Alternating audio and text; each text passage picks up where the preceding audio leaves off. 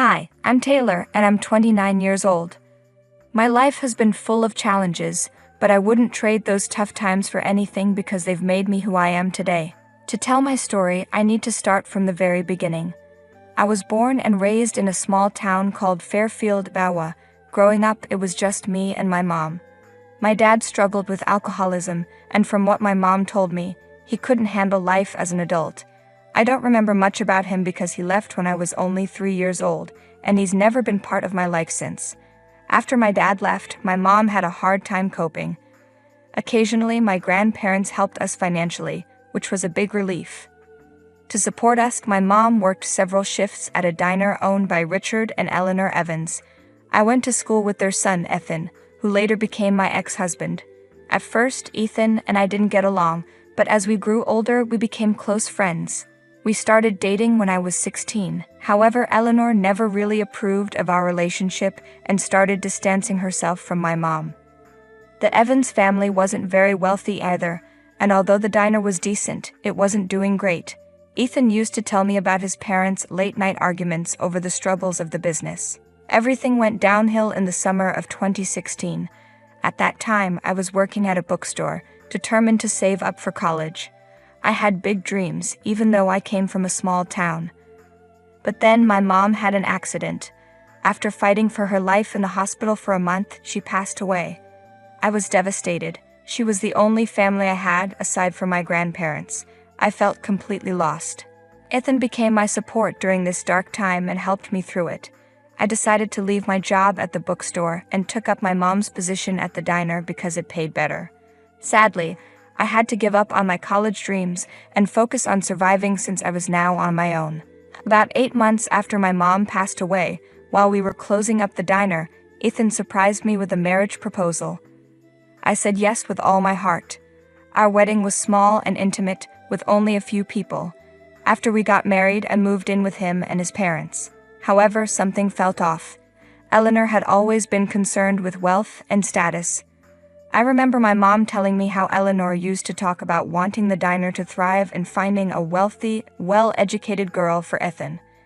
It was surprising that Ethan's parents, especially Eleanor, supported our marriage, but at that time, I was too caught up in my grief to think much about it.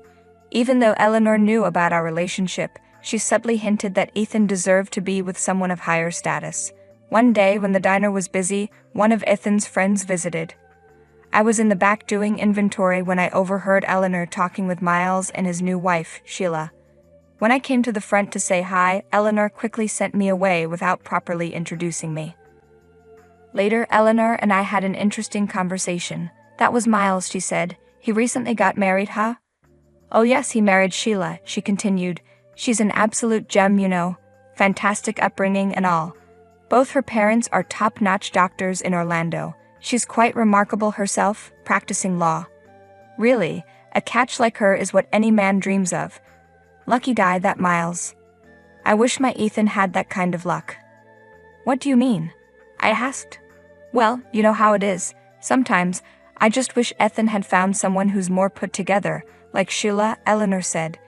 "It's funny how Ethan and Miles grew up liking the same things, and look at their wives now. Quite a contrast, huh?" "You know, Eleanor, it's not always about what society thinks. Ethan and I have a history together, and our love runs deep." "Sweetie, love is just a word sometimes," she replied. "You're young, and I get that you're in love. But my love for Ethan is unconditional, and I believe that's the most precious thing in life. If you claim to love him so much, don't you think he deserves someone even better?" When Eleanor looked at me, she said something that cut deep. "With your mom gone and your dad who disappeared who knows when, if it weren't for Ethan, could you even take care of yourself? What do you have to offer?" I know these words sting, but they're kind of true, don't you think? Eleanor's words hurt me deeply. I tried to brush it off, thinking she just needed time to accept me. But her comments stuck with me, and I couldn't shake the anger I felt. Deep down, I started to wonder if there was some truth in what she said. I was pretty insecure back then, which made her words hurt even more. As for me and Ethan, things weren't as good as they used to be. I started to question if he regretted marrying me. There was a growing distance between us, and at first, I blamed it on the struggles we were having with the diner. But there was definitely something changing between us. It had been over a year and a half since we got married, and during that time, Eleanor occasionally made hurtful remarks about my background. Despite her comments, I tried my best to stay calm and focus on strengthening my relationship with Ethan. However, over time, Eleanor's behavior started to change. Her comments became more frequent and more hurtful, and it was clear that something was wrong. She was acting unpredictably, and then one evening at the dinner table, something unexpected happened that changed my life in ways I could never have imagined. "How was your day, dear?" Eleanor asked. "It was all right," Ethan replied. "Actually, I've been wanting to announce something, Mom and Dad. I've been thinking about this for quite some time now. I think I'm going to invest some of my money in Taylor's education. It's always been her dream to go to college, and the diner isn't doing well anyway." The whole dining room went silent when Ethan said that. I was stunned. He hadn't even talked to me about it beforehand. The tension in the room was thick, and even Eleanor looked shocked. It was a sweet gesture, but I wished he had given me a heads up before dinner. "Jesus Christ, Ethan," Eleanor said, clearly upset. "Mom, please don't overreact," Ethan responded. "Richard, why aren't you saying anything? You can't seriously be considering this." Eleanor snapped. "Let's hear Ethan out, dear," Richard said calmly. "Ethan and I haven't discussed this," I added, trying to keep the peace. "Ethan, I think it might be a good idea if we talk about this one-on-one first." But before I could say anything else, Eleanor cut me off. "No, you stop. You don't get to have a say in this. We took your mother in at the diner out of pity after your alcoholic dad abandoned you. She was a single woman with an 8-year-old child and no one to help her. You and your mother were nothing more than a sympathy project. We generously offered her a place at our diner for so long, and now you've managed to worm your way into our house. My son deserved someone better than you, someone from a well-off family. He should be living a suburban life of luxury and sophistication, but instead, you're with him now, living under our roof, leeching off my son's success. Honey, please hear me out," Ethan pleaded as I started to get up from the table. "Don't leave." "I'm sorry, but I've had enough," I said, my voice shaking with emotion. After enduring Eleanor's brutal and painful remarks for so long, I couldn't hold back the tears any longer, despite trying to keep my composure. I excused myself from the dining table and practically ran into the kitchen to get some space. I hovered near the kitchen door, hoping to catch parts of the conversation going on at the table. Through the muffled voices, I heard Ethan's voice rise above the others. "Mom, can't you see what you're doing? I know Taylor isn't your first choice for me. Maybe it started as just a crush, or maybe I felt sorry for her, but she lost her mom and needed someone. Maybe I messed up and confused sympathy with love, but I just can't leave her. She has no one else. I'll admit, our romantic connection has faded, and I've drifted apart from that, but Taylor's in a tough spot. She has nowhere else to go.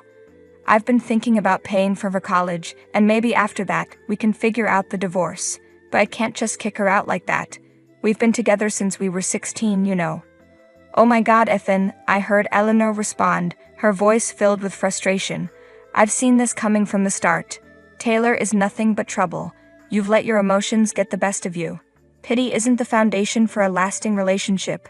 You've grown, and it's time to think about your own future. Her problems shouldn't be your burden. You can't fix her life if it's going to ruin yours." I was completely floored by what I had just heard. Ethan had been with me out of pity. My heart shattered into a million pieces. Our whole marriage felt like a sham. At that moment, I knew what I had to do. I had to give him what he seemed to want, a divorce. I made a bold choice to follow my dreams, and it led me straight to Los Angeles. I figured I had nothing to lose. I rented a small one-room apartment, living on a basic mattress, and relied on my writing experience to find work. I aimed to get a job at a restaurant and start this new chapter in LA. After some hustling, I landed a job at a restaurant. I got into the rhythm of living paycheck to paycheck, but I didn't let that slow me down. In a few months, I got a promotion to work directly under the restaurant manager. Life started to improve. I wasn't just scraping by anymore. My hard work and skills were finally being recognized. I eventually moved into the world of high-end hotel management, working at places that catered to celebrities. As my career grew, so did my lifestyle. I traded my simple apartment for a luxurious house. After the heartbreak with Ethan, I had pretty much given up on love, but then Harry walked into my life. We met at my friend Alyssa's extravagant birthday party on a yacht. I was still getting used to all the fancy stuff rich people do. Harry had this magnetism about him, and he made me feel comfortable right away. He treated me with genuine respect and made me feel like I belonged in his world. It turns out he was a big deal in the LA finance scene, with a wealthy family and all that. I was blown away to find out that his dad, Mr. Johnson, was a billionaire. Fast forward to our wedding day, we tied the knot at a stunning vineyard in Los Angeles. Just last month, we celebrated our first anniversary, which felt like a big deal. I'd be lying if I said I didn't think about Ethan and his family during all this time.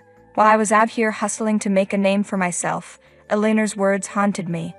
I had this constant urge to prove to her that I could be successful on my own terms, and that it was her son who had let me down. Life indeed surprises us in countless ways, and it certainly surprised me last weekend when my father-in-law hosted a party at their sprawling mansion in Bel Air. While I was mingling, my eyes locked onto someone across the room, and my heart started racing. There, serving food, was an elderly woman who looked just like Eleanor. My mind struggled to comprehend the possibility of her being there. I quickly excused myself from the company to process what I was seeing. I made my way over to the lady, and yes, it was her, Eleanor. "Hey, Eleanor," I greeted her. "Hey, stranger. It's been a while," she responded, seemingly unfazed. "It has. What are you doing here?" "Doing the whole catering thing," she replied with a hint of pride. "Can you believe it? Rubbing shoulders with all these high-profile folks." "Well, congrats on that," I said, trying to maintain a polite tone. "Thanks, but honestly, you've got a part in this. We might not have come this far if we were still dealing with some holdbacks." Pretty bold statement. I've always wanted what's best for the family. Sure thing. We shut down the old diner and leaped into the catering world. Ethan came up with the idea, and surprise, it's turning out to be pretty profitable. Now we're crisscrossing the state, catering to all sorts of events and fancy clients. We were in Glendale a few nights ago when Mr. Johnson asked us to cater for his party. "You know, I never wished you any ill will, so I genuinely hope you're doing well. How's Ethan?" "Better than he used to be." "Oh, and here's the kicker. Ethan has moved on with his love life and snagged himself a new girlfriend. Usually he accompanies me on these trips, but this time he's off to Hawaii with her. She's a real delight to have around, gorgeous like a living doll. She just seems perfect for my kid." "Good for him," I replied, my voice calm. "By the way, Eleanor, what are you doing here? Who called you here?" "I'm sorry, but you're too poor to be here. You haven't changed at all, have you? Forget about me, look at you, still trying to get your way around the rich. Old habits die hard, sweetheart. He'll always be that girl from Fairfield, the one with nothing to offer. I'm here because I belong here, just like anyone else. No one called me. I came here with Harry, my husband, and also Mr. Johnson's son." Eleanor's face displayed a look of shock, but she quickly composed herself, maintaining her usual mean demeanor. "Don't think he'll stick around forever. People like you never stay for long. Eventually he'll see that he deserves someone better, someone from his world. Harry is just Maeve. You have no idea how far I've come. I have a name in the hotel industry now, and never mind, you know that your wealth doesn't define you, just as my past doesn't define me. I've worked hard to build a life for myself, and I'm proud of where I stand today." "Well, aren't you full of yourself?" she sneered. "You may have managed to climb the ladder, but you'll never truly fit in with people like us. You'll always be an outsider." "You know, I used to think that way too," I responded, my voice steady. "But I've learned that truly belonging doesn't come from material possessions or social status."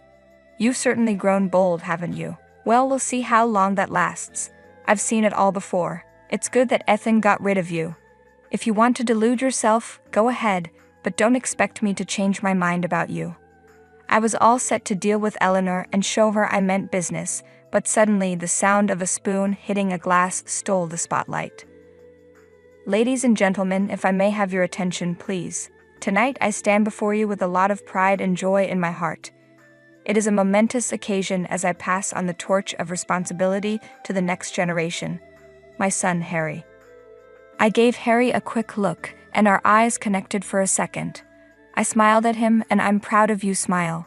His dad was just handing him an entire business, making it his day to remember. It was his special day, and I was determined not to let anyone from my past mess with the great thing I had going on at the moment. Taylor, my dear daughter-in-law, you have shown us the true meaning of strength and resilience. From the very moment I met Taylor, I was captivated by her tenacity, dedication, and unwavering commitment to her dreams. Her journey from a small town to the chaotic city of Los Angeles has impressed me. She is a remarkable young woman who has not only touched my son's heart, but also brought a lot of joy into our lives. Tonight we celebrate not just the passing of the torch to my son Harry, but also the recognition of Taylor's extraordinary talent and potential. It is with absolute delight that I announce that Taylor will be taking charge alongside Harry as a key leader in our business. It was totally my I made it moment to have Mr. Johnson, the big shot behind this business, acknowledge me and hand over this huge responsibility. I can't even put into words how much that meant. With everyone clapping and cheering, Harry made his way to me and leaned in, giving me a sweet little peck on the cheek. You deserve this as much as I do. I love you, baby. Cheers to us. I love you too, I replied, feeling an overwhelming sense of fulfillment. In the midst of all the excitement, I hadn't forgotten the conversation I was having with Eleanor earlier.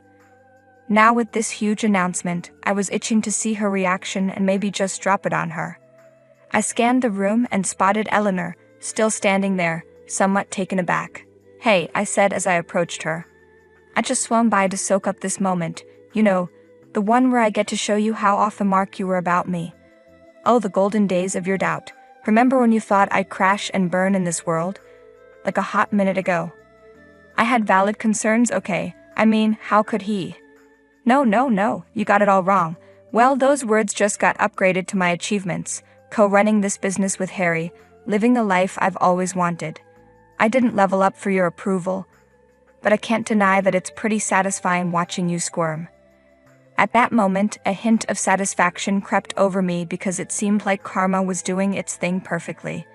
With a little smug smile, I looked into her eyes, feeling a boost of confidence. Revenge might not be the noblest thing, but seeing Eleanor's jealousy written all over her face was a pretty satisfying win. It's been about a week since the big bash. I'm pretty sure Ethan's back from his vacation by now. Eleanor must have filled him in on the whole deal too. The feeling of proving myself to those who once doubted me, I can't even put it into words.